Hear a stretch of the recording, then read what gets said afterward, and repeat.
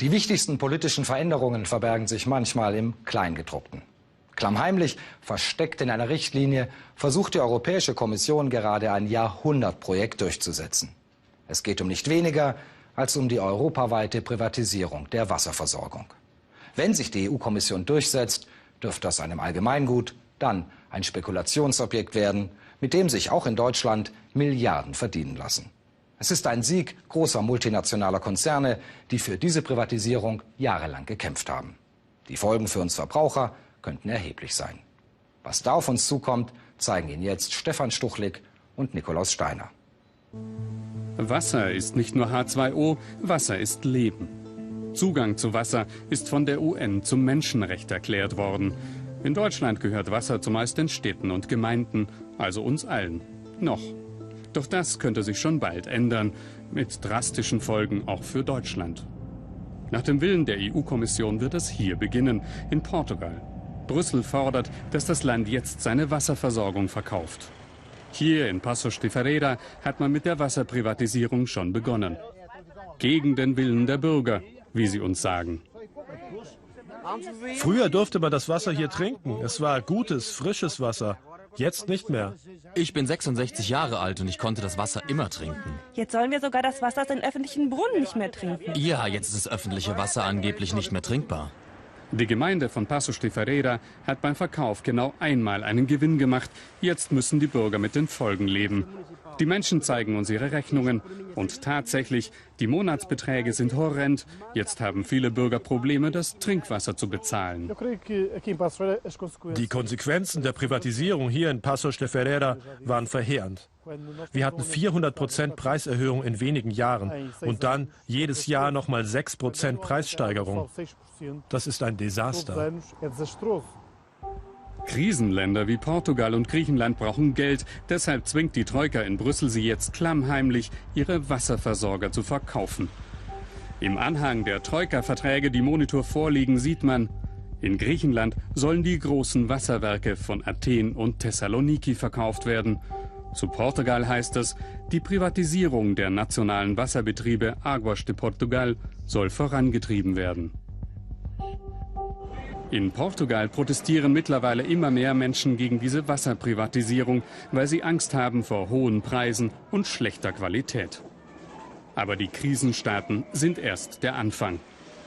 Die EU-Kommission holt jetzt zum großen Schlag aus. Der neue Richtlinienvorschlag für Konzessionsvergabe versteckt geschickt die Forderung, dass im Bereich der Wasserversorgung eine Marktöffnung erfolgen müsse. Was heißt das? Heide Rühle, die Wasserexpertin der Europäischen Grünen, hat den Vorschlag genau studiert. Sie glaubt, dass die Kommission kurz davor ist, ihr Ziel zu erreichen: Wasserprivatisierung. Die Konzessionsrichtlinie macht es nicht direkt, die öffnet nicht direkt der Wasserprivatisierung die Tür, sie macht es durch die Hintertür.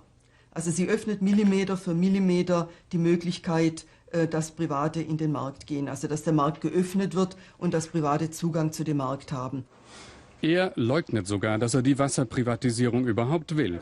Der mächtige EU-Kommissar Barnier sagt, seine Richtlinie wolle nur den Markt neu ordnen. Es wird alles so bleiben, wie es ist.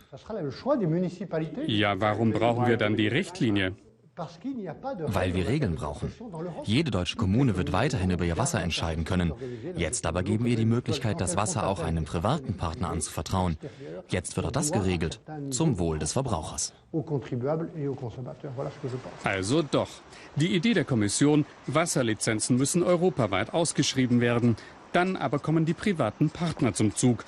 Denn mit den Dumpingangeboten der großen Konzerne kann kein kommunaler Betrieb konkurrieren. Dabei wollen 82% der Deutschen, dass die Städte und Gemeinden die Wasserversorgung organisieren. Hier drehen Städte und Kommunen einzelne Privatisierungen sogar schon wieder zurück. Beispiel Berlin. 1999 wurden die Wasserbetriebe teilprivatisiert. Nach Massenprotesten hat die Stadt jetzt begonnen, Anteile zurückzukaufen. Ein teurer Weg, doch ein erster Erfolg für diese Bürgerinitiative. Aber die neue Strategie der EU-Kommission könnte diese Idee zunichte machen. Die neue Richtlinie der EU bedeutet, alles unter Privatisierungsdruck zu stellen. Und die Berliner Erfahrung zeigt, dass auch eine Teilprivatisierung, ein sogenanntes öffentlich-privates Partnerschaftsgeschäft in Wirklichkeit nur den Privaten nützt. Die haben die Rendite garantiert und wir bezahlen. Für private Investoren ist Wasser ein Gut wie Strom oder Gold. Denn Wasser ist Spekulationsobjekt. Wasser ist ein Wirtschaftsgut. Auf eine dreistellige Milliardenhöhe schätzen Analysten den Wassermarkt in der EU. Und sie wollen ihn haben. Großkonzerne wie Thames Water oder Veolia, aber auch deutsche Konzerne wie RWE und Gelsenwasser warten nur darauf, dass privatisiert wird. Wasserprivatisierung allerdings hat selten die versprochenen Effekte. Das bestätigt eine Studie der Universität Barcelona von 2010. Darin gibt es Hinweise darauf, dass nach der Privatisierung mancherorts die Wasserqualität gesunken sei. Vor allem aber, es wird nicht billiger. Zitat: Wir können keinen Effekt nachweisen, dass private Wasserproduktion kostengünstiger ist. Die Versprechungen, die immer mit Wasserprivatisierungen einhergehen, besserer Service, sinkende Preise, werden so gut wie nie eingehalten. Ganz im Gegenteil, es gibt eher die Tendenz zu steigenden Preisen und die versprochenen Investitionen ins Wassernetz werden so gut wie nie Realität.